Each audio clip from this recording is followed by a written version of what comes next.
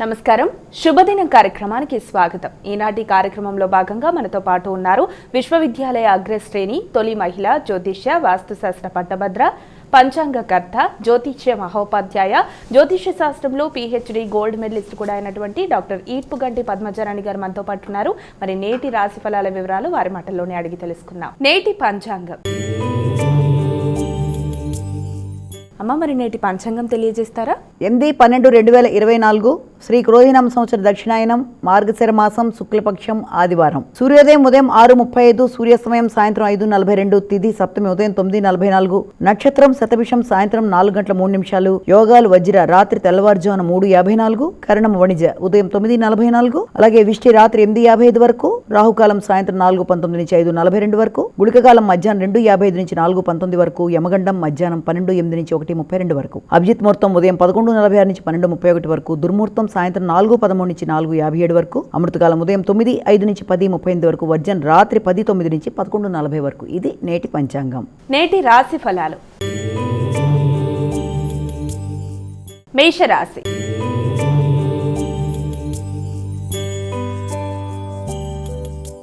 అమ్మ, ముందుగా మొదటి రాశి అయినటువంటి మేషరాశి వారికి ఈరోజు ఎలా ఉంది? మేషరాశిలోకి వచ్చే నక్షత్రాలను ప్రధానంగా తీసుకున్నట్లయితే అశ్విని, భరణి, కృత్తిక 1వ పాదం మేషరాశిలోకి వస్తాయి. ఈ మేషరాశి వాళ్ళకి ఈ రోజున ప్రతి విషయంలోనూ చాలా వరకు అనుకూల ఫలితాలను పొందుతారు. వ్యక్తుల సహకారం బాగుంటుంది. మంచి మంచి సమావేశాల్లో పాల్గొంటారు. ఇప్పటిదాకా ఆగుతూ వచ్చిన పనులు కొంతవరకు ముందుకు వెళ్ళే అవకాశాలు లాంటివి ఉన్నాయి. అలాగే వాహన సంబంధమైన విషయాల్లో కానీ, గృహ సంబంధమైన విషయాల్లో కానీ కొత్త మార్పులు, నూతనంగా ఏదైనా కొనడానికి చేసే ప్రయత్నాలలో తల్లి యొక్క సహకారం మొదలైనవి లభ్యమవుతాయి. విద్యార్థులకు విద్యాపరమైన విషయాలు చాలా వరకు అనుకూల ఫలితాలను ఇస్తాయి. పెట్టుకున్న గోల్స్ పరంగా దానికి ముందుకు వెళ్ళడం మొదలైనవి అనుకూలంగా ఉండడం, బంధుమిత్రులను కలవడం, ఈ రోజుని చక్కగా వారితో కలిపి సహాయ సహకారాలు కూడా తీసుకుంటూ ముందుకు వెళ్ళడానికి ఆస్కారం ఉన్న రోజుగా మనం భావించవచ్చు. వృషభ రాశి.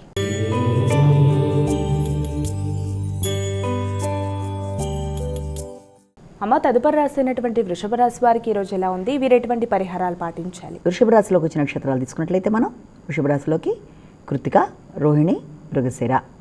అలాగే ఈ వృషభ రాశి వాళ్ళకి ఈ రోజున వృత్తికి సంబంధించిన విషయాల్లో చాలా వరకు అనుకూలతలు ఏర్పడతాయి.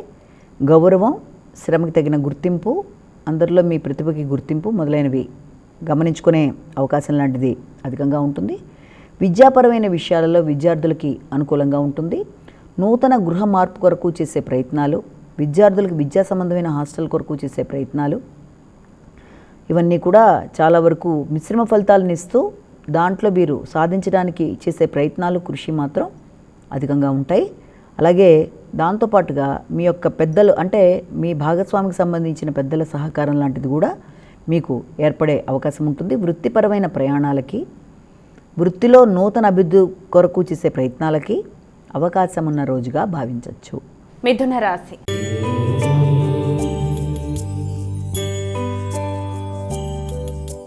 అమ్మ, తదుపరి రాశి అయినటువంటి మిథున రాశి వారికి ఈరోజు ఎలా ఉంది? మిథున రాశిలోకి వచ్చిన నక్షత్రాలు తీసుకున్నట్లయితే మృగశిర, ఆర్ద్ర, పునర్వసు. మిథున రాశి వాళ్ళకి దగ్గర ప్రయాణాలకి అవకాశం ఉంది. వ్యక్తుల సహకారం లభిస్తుంది. అలాగే సేవకులు కూడా సహకరిస్తారు. ఇతరుల యొక్క కృషితో మీరు అనుకున్న ఫలితాలు సాధించే అవకాశం అనేది ఉంటుంది. కమ్యూనికేషన్ బాగుంటుంది. అన్నదమ్ముల సహకారం కానీ, తోబుట్టువుల సహకారంతో పాటుగా మీకు ఈ యొక్క మిత్రుల సహకారం కూడా ఏర్పడే అవకాశం ఉంది. మీ యొక్క పరాక్రమం కూడా పెరుగుతుంది. అంటే ధైర్యంగా నిర్ణయాలు తీసుకుంటూ ముందుకు వెళ్ళడానికి ప్రయత్నాలు అనుకూలంగా ఉన్నప్పటికీ ఎక్కువగా మీరు ప్రణాళిక పెట్టుకున్న విషయాల్లో మాత్రం మిశ్రమ ఫలితాలు వచ్చే అవకాశం అనేది కనబడుతుంది. కర్కాటక రాశి.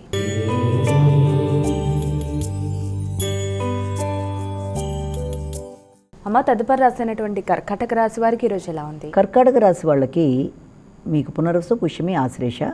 కర్కాటక రాశి వాళ్ళకి మాటల విషయంలో జాగ్రత్తగా ఉండాలి. వాగ్దానాల విషయంలో జాగ్రత్తగా ఉండాలి. ఆర్థిక సంబంధమైన విషయాలలో కొంత అసంతృప్తి ఏర్పడడం, జరుగుతాయి అనుకున్న పనులు తాత్కాలికంగా వాయిదా పడడం, లేకపోతే అనవసరంగా ఎదురు చూడడం, ఆలస్యాలు, ఆటంకాలు, వీటి వల్ల మానసికంగా ఘర్షణ అనేది ఎదురవ్వడం, ఎవరన్నా మీకు ఏదైనా పని చేస్తాను అని వాగ్దానం చేసినా ఆ చేసిన వాగ్దాన తాలూకు విషయాల్లో ఎక్కువ భాగం మీరు ఎదురు చూడడంతోనే గడిచిపోయే అవకాశం ఉన్న రీత్యా వీలైనంతవరకు జాగ్రత్తలు తీసుకుంటూ మనసును ప్రశాంతంగా పెట్టుకుంటూ ఎక్కువ శాతం ఇతరుల మీద ఆధారపడే విషయాలున్నా వాటి మీద ఎక్కువ దృష్టి పెట్టుకుని ఉండిపోకుండా వేరే పనుల మీద మనసుని తిప్పుకొని దీని మీదే లగ్నం చేయకుండా ఉండడం వల్ల నిరాశలకు కొంతవరకు దూరంగా ఉంటారు. సింహరాశి.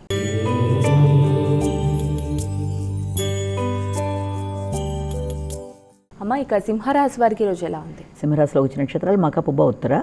సింహరాశి వాళ్ళకి ఈ రోజున మీ కొరకు మీరు వ్యక్తిగతంగా ఖర్చులు పెట్టుకోవడానికి ఎక్కువ ప్రయత్నం చేస్తారు. మీ కొరకు మీరు ఆలోచిస్తారు. జరిగిపోయిన విషయాల గురించి ఒకసారి సింహావలోకనం చేసుకోవడం, కొత్తవి ఎలా చేస్తే బాగుంటుందనే విషయాల్లో ఆలోచించడం, కొత్త వ్యక్తులతో అయ్యే పరిచయాలని కూడా విభిన్న కోణాల్లో ఆలోచించి ఎంతవరకు ముందుకెడితే బాగుంటుందని ఆలోచించడం, మీ వ్యక్తిగత సామర్థ్యం పెరగడం, ధైర్యంగా నిర్ణయాలు తీసుకోవడం, ఒక కీలకమైన ఆలోచనలోకి రావడం మొదలైన వాటికి ఆస్కారం ఉన్న రోజుగా మనం భావించవచ్చు. అలాగే మీ భాగస్వామి యొక్క ప్రభావం కూడా మీ మీద అధికంగా ఉంటుంది. వారితో కలిపి మీరు నిర్ణయాలు తీసుకుంటూ ముందుకు వెళ్ళే అవకాశం ఉంది. కన్యా రాశి.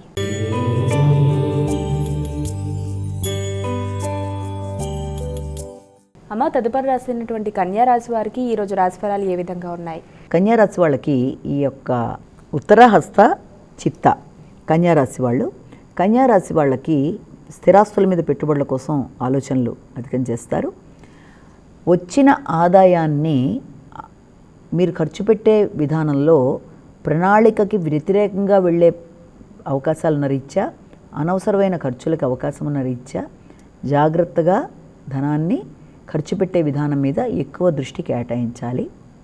ఆకస్మిక ఖర్చులకి, అనుకోని ప్రయాణాలకి అవకాశం ఉన్న రీత్యా ఎక్కువ జాగ్రత్తలు తీసుకుంటూ సరైన ప్రణాళిక పరంగా ముందుకు వెళ్ళినట్లయితే అది మీకు అనుకూల ఫలితాలు ఇచ్చే అవకాశం అనేది ఉంది.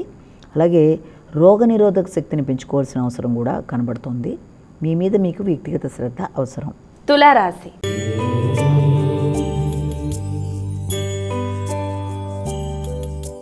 అమ్మ, ఇక తులారాశి వారికి ఈరోజు ఎలా ఉంది? తులారాశిలోకి వచ్చిన నక్షత్రాలు చిత్త, స్వాతి, విశాఖ 3 పాదాలు. ఈ తులారాశి వాళ్ళకి ఆలోచనలు కొన్నిసార్లు మీ ఆలోచనలు మీకే వ్యతిరేకంగా ఉండడమో, లేకపోతే జ్ఞాపక శక్తి కొంతవరకు తగ్గినట్టు అనిపించడమో, లేకపోతే మీరు అనుకున్న విధానంగా అవతల వాళ్ళు ప్రవర్తించకపోవడం వల్ల కొంత ఘర్షణ ఏర్పడడం కానీ మొదలైన వాటి వల్ల మానసికంగా హృదయాందోళన అనేది అధికంగా ఉండే అవకాశం ఉన్న రీత్యా ఎక్కువ మీ మీద మీరు ఒత్తిడి తీసుకోకుండా వీలైనంత వరకు జరుగుతున్న విషయాలలో ఎక్కువ మనసుకు తీసుకొని కష్టపడకుండా స్థిమితంగా ఉంటూ ఎక్కువ ఉపాసన మీద, అంటే ఆధ్యాత్మిక విషయాల మీద డైవర్ట్ చేసుకుంటే ఈ రోజున మీకు అసంతృప్తి, అనవసరమైన ఆందోళన మొదలైన వాటికి దూరంగా ఉండే అవకాశాలు బాగుంటాయి. వృశ్చిక రాశి.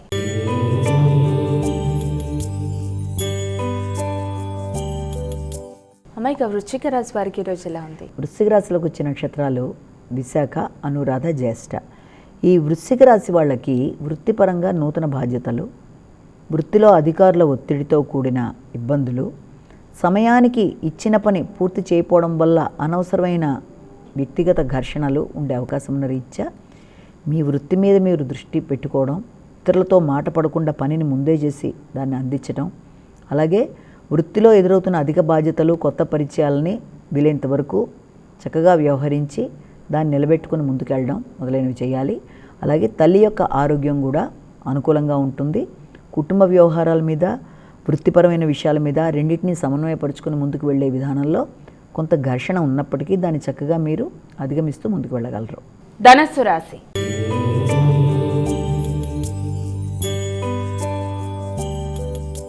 అమ్మ, ఇక ధనస్సు రాశి వారికి ఈరోజు ఎలా ఉంది? ధనురాశి మూల, పూర్వషాఢ, ఉత్తరాషాఢ 1వ పాదం.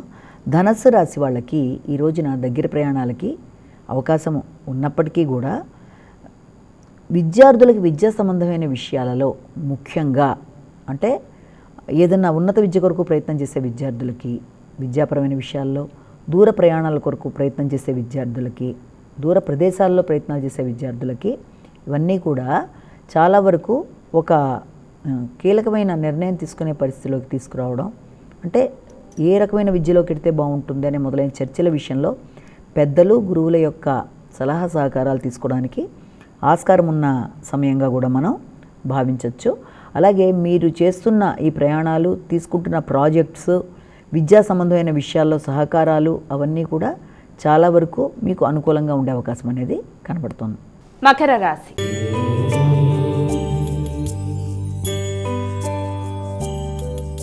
అమ్మాయిక మకర రాశి వారికి ఈరోజు ఎలా ఉంది? మకర రాశిలోకి వచ్చే నక్షత్రాలు మనం ప్రధానంగా తీసుకున్నట్లయితే ఉత్తరాషాఢ, శ్రవణం, ధనిష్ట 2 పాదాలు. ఈ మకర రాశి వాళ్ళకి ఈ రోజున ముఖ్యమైన విషయాల్లో అంటే ఆరోగ్య సంబంధమైన విషయాలు కానీ లేకపోతే ఆర్థిక సంబంధమైన విషయాలలో జాగ్రత్తలు తీసుకుంటూ ముందుకు వెళ్ళాలి. ముఖ్యంగా భాగస్వామి వ్యవహారాల్లో ఆకస్మికమైన మార్పులు కొంత ఘర్షణకి తావిచ్చే అవకాశం ఉన్న రీత్యా తీసుకునే నిర్ణయాలు కానీ చేయబోతున్న ప్రణాళికలు కానీ ముందుకు వెళ్ళే విధానంలో కానీ కొత్త మార్పులు, కొత్త విధానాలు, కొత్త వ్యక్తుల జోక్యం కొంత ఘర్షణగా ఉండే అవకాశం ఉన్న రీత్యా ఏ పని చేసినా వీలైనంతవరకు జాగ్రత్తలు తీసుకుంటూ నిర్ణయాలు సరిగ్గా తీసుకుంటూ ఆకస్మిక ఖర్చులకి అనవసరమైన వాటిల్లో మీరు వెళ్లకుండా జాగ్రత్తగా ముందుకు వెళ్ళినట్లయితే సమస్యలు లేకుండా పనులు సాధించుకోగలుగుతారు. కుంభరాశి.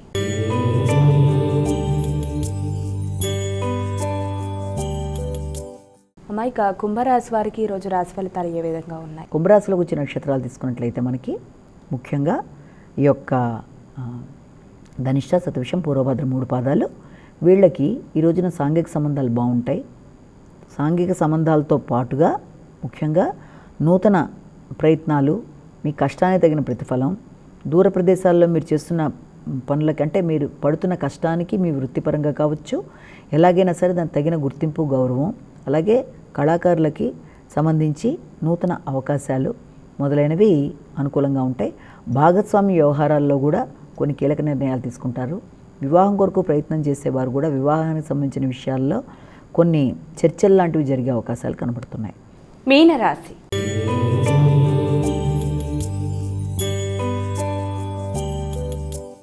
అమ్మాయిక చివరి రాశి అయినటువంటి మీనరాశి వారికి ఈరోజు ఎలా ఉంది? మీనరాశికి సంబంధించిన వాటిల్లో మనకి యొక్క పూర్వభద్ర, ఉత్తరభద్ర, రేవతి వీళ్ళకి ఈ రోజున పెట్టుబడుల కొరకు ఎక్కువ ప్రయత్నాలు చేస్తారు. శత్రువుల మీద విజయం సాధించడానికి కృషిశీలతను పెంచుకుంటారు, నైపుణ్యాలను పెంచుకుంటారు. మిమ్మల్ని ఇబ్బంది పెట్టడానికి ఇతరులు ప్రయత్నం చేసి మోసం చేయడానికి చేసే ప్రయత్నాల విషయంలో వీళ్ళతో జాగ్రత్త తీసుకోవాలంటే ఏదైనా కొత్తవి కొనుగోలు చేసేటప్పుడు తొందరపాటుతనంతో అధిక ఖర్చు పెట్టడం కానీ లేకపోతే కొత్త వ్యక్తులతో మోసానికి గురయ్యే అవకాశాలను రీత్యా జాగ్రత్తలు తీసుకుంటూ ముందుకు వెళ్ళాలి. అలాగే ఆకస్మికమైన ఖర్చులకి, అనవసరమైన పెట్టుబడులకి చాలా వరకు దూరంగా ఉండడం మంచిది అని ఒకటి గుర్తుపెట్టుకొని దానికి తగిన విధంగా మీరు ముందుకు వెళ్ళినట్లయితే అన్ని విధాల అనుకూలంగా ఉంటుంది. మైక ద్వాదశ రాశుల వారందరూ కూడా పాటించడానికి వీలుగా ఉన్నటువంటి పరిహారం తెలియజేస్తారా? నేటి పరిహారంలో భాగంగా ఈ రోజున 12 రాసుల వాళ్ళు తమ తమ వ్యక్తిగతంగా ఇష్టపడే దైవాన్ని ప్రార్థించడంతో ఎలాగో రోజుని ప్రారంభిస్తారు కనుక దానితో పాటుగా మీకు అవకాశం ఉంటే తప్పనిసరిగా ఈ రోజును మీరు సూర్యనారాయణ స్వామిని ప్రార్థించటం కానీ అలాగే ముఖ్యంగా సూర్యనారాయణ స్వామికి సంబంధించిన శ్లోకాలు లేకపోతే ఏదైనా ఆదిత్య హృదయం చదవడం లేకపోతే ఆదిత్య హృదయం విన్నా కూడా ఎప్పుడూ కూడా శ్లోకాలన్నీ మనం నోటితో చేయగలం, అష్టోత్తరాలు చేయగలం అన్నది కాకపోయినా కొన్ని సందర్భాల్లో కొందరికి వస్తాయి కాబట్టి వాళ్ళు చేసుకున్నా సరే లేకపోతే విన్నా కూడా మంచి ఫలితాలు ఇస్తాయి. కాబట్టి దీంతో పాటుగా మన ప్రత్యక్షంగా కనబడతాడు కాబట్టి సూర్యనారాయణ స్వామికి నమస్కారం పెట్టుకోవడం, అలాగే సూర్యనారాయణ స్వామికి సంబంధించిన అష్టోత్తరాలు వినడం, ఏదైనా నవగ్రహ దేవాలయానికి వెళ్ళగలిగితే అది కూడా మంచిదే. ఇలాంటివి ఏదైనా చేయగలిగితే అది లేదా ప్రత్యక్షంగా కనబడతాడు కాబట్టి ఆయనకి నమస్కారం పెట్టుకోవడం ఇవన్నీ కూడా ఆరోగ్యపరమైన అభివృద్ధి కొరకు ఉపయోగపడతాయని గుర్తుపెట్టుకోవాలి. అలాగే ఇప్పటిదాకా మనం చెప్పుకున్న రాశిఫలాలన్నీ కేవలం ఒక వ్యక్తిని ఉద్దేశించి చెప్పినవి కావు కనుక వ్యక్తిగతంగా అన్నీ తమకే వర్తిస్తాయి అని అనుకోకుండా తమ తమ వ్యక్తిగత జాతకాలతో నడిచే దశలు అంతర్దశలతో కలుపుకొని వీటిని చూసుకుంటూ గోచారీచి ఎదురవుతున్న చిన్న చిన్న సమస్యల్ని తగిన పరిహారాలు శ్లోకాలతో చూసుకుంటూ ముందుకు వెళ్ళినట్లయితే సమస్యల్ని అధిగమించగలుగుతారని భావించాలి. నేటి విశిష్టత. అమ్మాయిక నేటి విశిష్టతను తెలియజేస్తారా? నేటి వైశిష్యంలో భాగంగా మనం ఈ రోజున చెప్పుకునే ఒక ప్రసిద్ధ దేవాలయం అంటే మార్గశిర మాసం కనుక అంతా కూడా హరికి సంబంధించి లేకపోతే విష్ణువుకి సంబంధించిన విషయాలు మనం మాట్లాడుకుంటూ వస్తున్నాం కనుక వీలైనంత వరకు ఈ రోజున మనం మాట్లాడుకుందాం అనుకుంటున్నది ఏంటి అంటే విష్ణుమూర్తి అంటే శ్రీకృష్ణుడికి చాలా చాలా చాలా ఇష్టమైన శ్రీకృష్ణుడి యొక్క ప్రధాన భూమి, కృష్ణుడి యొక్క భూమి, జన్మభూమి మధుర గురించి మనం ఎప్పుడు తెలుసుకుందాం. అసలు మధురలో కృష్ణుడు, అసలు మధురకి ఎలా పెడతాం, అలాగే మధుర ఎక్కడుంది, మధురలో చూడవలసిన ప్రదేశాలు మొదలైన విషయాలు కొంత క్లుప్తంగా ఇప్పుడు మనం ఈ సమయంలో చెప్పుకుందాం. ముందుగా ఏంటంటే, కృష్ణుడు పుట్టిన తర్వాత అసలు ఆయన పుట్టింది, ఆయన యొక్క జన్మభూమి అని దేన్ని చెప్తారు అంటే మధురనే చెప్తారు. ఆయన పెరిగింది గోకులంలో అయినా పుట్టింది మాత్రం అంతా కూడా ఇక్కడ మధురలో పుట్టిన దానికి శ్రీకృష్ణ జన్మభూమి అనిగానే మనం మాట్లాడతాం. ఆ శ్రీకృష్ణ జన్మభూమికి సంబంధించి ఈ మధురలో ఆయన పుట్టిన ప్రదేశం, ఆయన యొక్క అక్కడ ప్రతి చోట కూడా కృష్ణుడి యొక్క ఆ ప్రదేశానికి కనుక మనం వెళ్ళినట్లయితే అంతా ప్రతి ఇంచ్ బై ఇంచ్ కృష్ణుడు యొక్క విధానాలే మనకు అక్కడ కనబడతాయి. అక్కడ చేసుకునే పుణ్య కార్యక్రమాలు కానీ, దేవాలయాలు కానీ, కృష్ణుడి యొక్క ఆలోచనలు అక్కడ ప్రతిబింబచేసే విధంగా దైవత్వం అనేది మనం అక్కడ చూస్తాం. ముఖ్యంగా ఈ కేవలం మధుర మాత్రమే కాదు, ఇటు మధురైనా, అటు బృందావనైనా, గోకులమైనా, నందగావైనా, ఇటు పక్కన తీసుకున్నట్లయితే మనకి బర్సానా, ఇవన్నీ కూడా చాలా చాలా చాలా ముఖ్యమైన భూమి కృష్ణుడికి సంబంధించి మనం చెప్పుకుంటాం. అయితే ముఖ్యంగా మొట్టమొదటి అక్కడ దర్శించవలసిన ప్రదేశం ఏంటి అంటే శ్రీకృష్ణ జన్మభూమిలో ఆయన పుట్టిన ప్రదేశం. ఆయన ఎక్కడ పుట్టారు? జైల్లో పుట్టడం. ఆ దేవాలయాల సమీపంలో తల్లిదండ్రులు ఇద్దరూ కూడా అక్కడెక్కడున్నారు, వాళ్ళొక చిన్న జైల్లో కృష్ణుడు జన్మించిన ప్రదేశం. అది ఒకటి చూసే ప్రదేశంగా మనం చెప్తాం. ఆ తర్వాత మనం చూసే ఇంకా ముఖ్యమైన దేవాలయాలుగా తీసుకుంటే అక్కడ అది ద్వారకాధీష్ దేవాలయం అని చెప్పి ఒకటి చెప్తారు. ఈ ద్వారకాధీష్ దేవాలయంలో ముఖ్యంగా కృష్ణుడిని చూస్తాం. అదంతా కూడా ఆర్కిటెక్చరు చాలా విశేషంగా చాలా బాగుంటుంది. అంతా కూడా అది మనకి ఈ యొక్క జైపూర్ రిలేటెడ్గా ఆర్కిటెక్చర్ అంతా, అంటే దానికి సంబంధించిన శైలి అంతా, ఆ విశేషం అందం అంతా కూడా దానికి సంబంధించిన శైలిలో ద్వారకాధీష్ టెంపుల్లో మనం చూస్తాం. కృష్ణుడిని అందులో ఒకటి చూడడం అనేది ఒకటి మనకి జరుగుతుంది. అలాగే అక్కడ చూడవలసిన మరొక ముఖ్యమైన ప్రదేశం ఏంటి అంటే గీతా మందిర్. ఈ గీతా మందిర్లో ఏముంటుంది? గీత అంటేనే మనందరికీ తెలుసు భగవద్గీత. భగవద్గీతకి సంబంధించిన అనేక శ్లోకాల సముదాయం. ఆ గీతా మందిరం అంతా కూడా విశేషంగా గీతకి సంబంధించి, భగవద్గీతకి సంబంధించి అందంగా శ్లోకాలని అక్కడ మనకి ఆసక్తికరంగా ఉండే విధంగా ఉంచిన వైనాన్ని ఈ గీతా మందిర్లో మనం దర్శిస్తాం. ఆ గీతా మందిర్తో పాటుగా మరికొంత ముందుకు వెళ్ళినట్లయితే మనకు అక్కడ కనబడేది ముఖ్యంగా ఈ సరోవర్ లాంటిది ఒకటి ఉంటుంది. అంటే కృష్ణుడికి సంబంధించి అక్కడ ఆయన స్నానం చేసినట్టుగా, అక్కడ ఆయన ఇది చేసినట్టుగా తర్వాత సమయంలో ఒకటి చెప్తారు. దానికంటే ఇంకొంత ముందు మనకి ఇంకా అక్కడ కనబడేది అంటే రాధాకుండ్, శ్యామకుండ్ అని రెండు ఉంటాయి. అవి దేనికి అని చెప్తే బృందావనంలో కూడా ఇది వస్తుంది, ఈ పార్ట్ కూడాను. ఇక్కడ కృష్ణుడు తన వేణువుతో కొట్టినప్పుడు అక్కడ నీళ్లు వచ్చినట్టుగా, యమునా నది సమీపంలో ఆ నీళ్లు ప్రవహించినట్టుగా ఆ కుండుల గురించి చెప్తారు.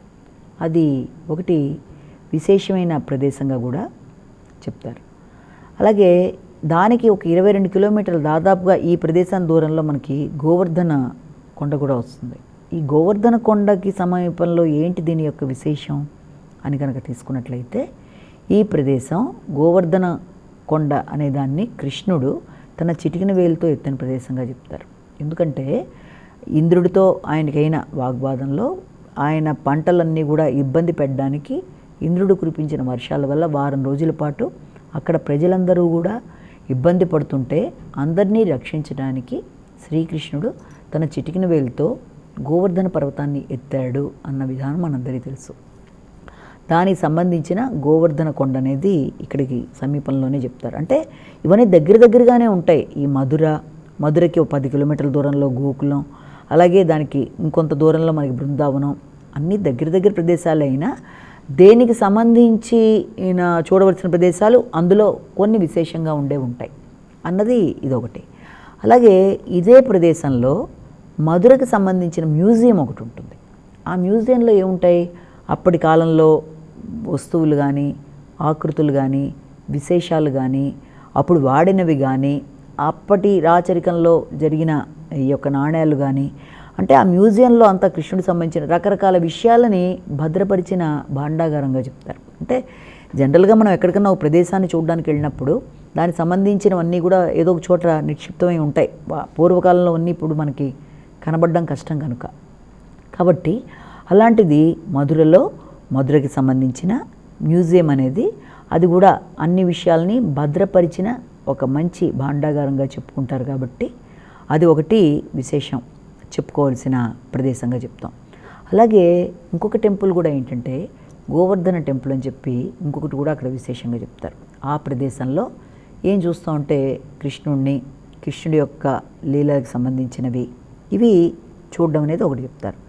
ఇది మాత్రమే కాకుండా ఇక్కడ మనకి అక్కడ ఆయన విశ్రాంతి తీసుకున్న ప్రదేశం ఒకటి ఉంటుంది. అంటే ఎక్కడ ఈ కంసుడికి సంబంధించిన విషయంలో కంసుడిని ఇది చేశాక ఆయన వచ్చి విశ్రాంతి తీసుకున్న విశ్రాంతి ఘాట్ అని ఒకటి ఉంటుంది. అంటే కంసుడి అనంతరం శ్రీకృష్ణుడు అక్కడికి వచ్చి అక్కడ ఆయన విశ్రాంతి తీసుకున్న ప్రదేశంగా విశ్రాంతి ఘాట్ అని చెప్పి ఒకటి తప్పనిసరిగా చాలా ఆహ్లాదకరంగా ఉంటుంది చూసేది.